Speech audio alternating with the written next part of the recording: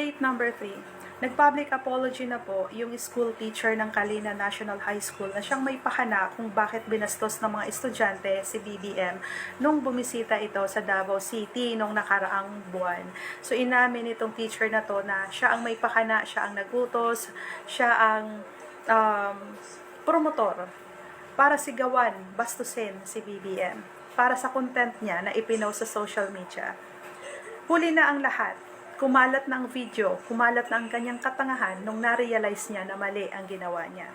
So, humihingi siya ng sorry sa DepEd, kay Secretary Angara, at sa publiko na patawarin daw siya dahil tao lang naman daw siya na nagkakamali. Okay, fine. At buti naman inamin niya, no? Buti naman inamin niya at tinanggap niya na mali siya. Buti naman inamin niya na ginamit niya yung mga bata para sa content niya. At sabi pa niya, meron naman daw paumanhin. Not paumanhin, meron naman daw permiso galing sa mga magulang.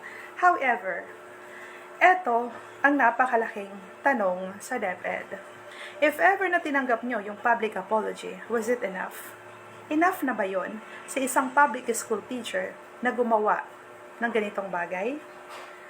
I'm not speaking dahil si BBM ang nabastos. Disregard BBM in this issue. Let's talk about yung pananagutan ng isang public school teacher sa batas. Sakop sila ng batas at patakaran. Not only the public school teachers, but let me remind you, since ang dami-daming mga DDS na nagtatrabaho sa gobyerno ang nakakalimutan ang responsibilidad nila sa batas at sa publiko. Kinakalawang na kakasuporta sa mga Duterte. Ang dami-dami kong nakikita ang mga DDS na nagtatrabaho sa gobyerno, including public school teachers, na hayagan na nakikipagbardagulan in favor sa mga Duterte. Handang pumatay para sa mga Duterte. Meron pang mga public school teachers na nagpo-post ng fake news in favor sa mga Duterte. Question is, bakit hindi ito namomonitor ng DepEd? Supposedly, bawal silang gumamit ng social media kung nasa loob ng paaralan. Bawal din ang gumamit ng cellphone. Tama, mali. At dahil public school teachers, they are considered to be government employees.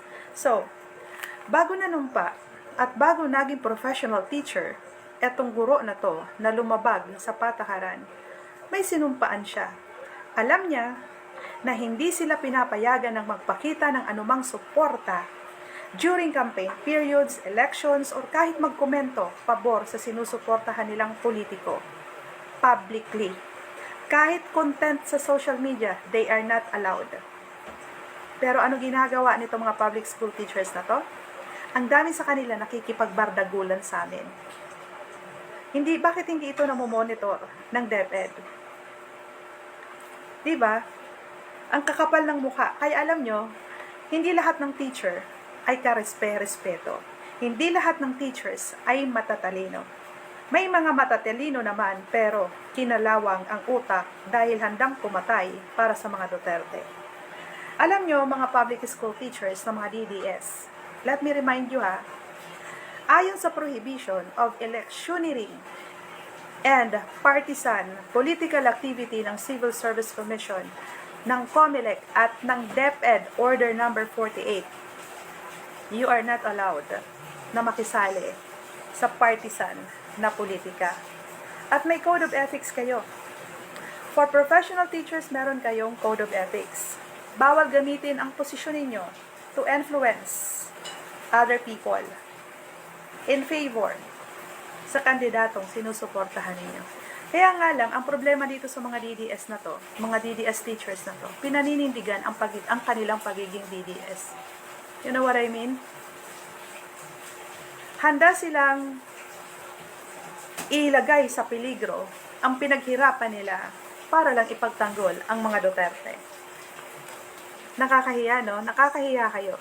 Sa kagustuhan ninyong proteksyonan ang mga Duterte, hindi ninyo inisip na ang pinaghirapan ng mga magulang ninyo para pag-aralin at makatapos kayo at maging mga guro kayo. Hindi nyo iniisip inilalagay ninyo sa peligro, hindi lang ang profesyon ninyo, hindi lang ang karir ninyo, kundi ang buong pamilya ninyo. Worst scenario, kung kagaya nito, maparusahan kayo na i-dismiss kayo sa pagiging teachers, sa pagiging teacher ninyo, or sa pagiging government employee ninyo. Sino ang apektado? Mga Duterte ba? Mga idolo ba ninyong politiko? Kami ba? O pamilya ninyo? Yung pagod ng mga magulang ninyo, nawala, nasayang, dahil sa kabubuhan ninyo. Diba? Hindi kasi kayo nag-iisip. Pinaglalaban ninyo yung mga Duterte, hindi naman kayo natutulungan, bagkos sila ang pinapayaman ninyo. Ngayon, mag-isip-isip kayo. Ipagpapatuloy nyo ba ang katangahan kagaya nitong teacher ng Kalina National High School?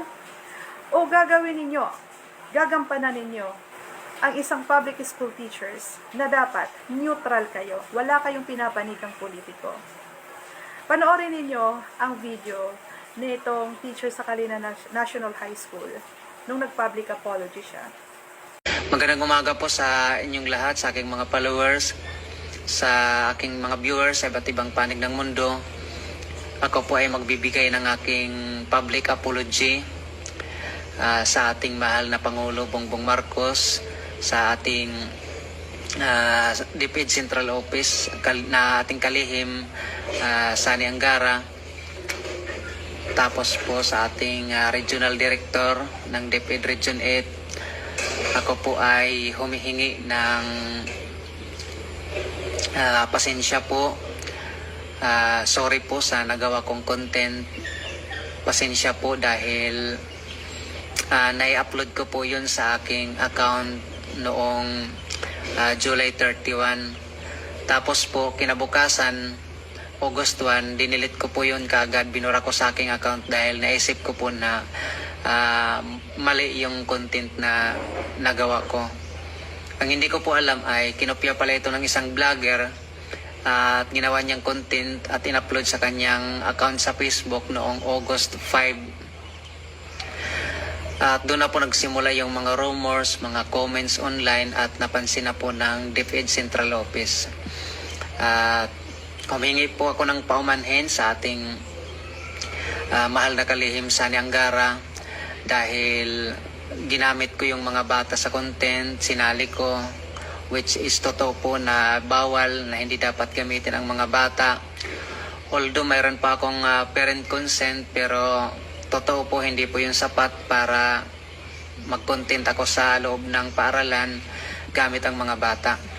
Kaya pasensya po sa nagawa kong kasalanan at ako po ay nangangako na hindi na po ako magpapatuloy sa ginagawa kong pagkukontent sa school.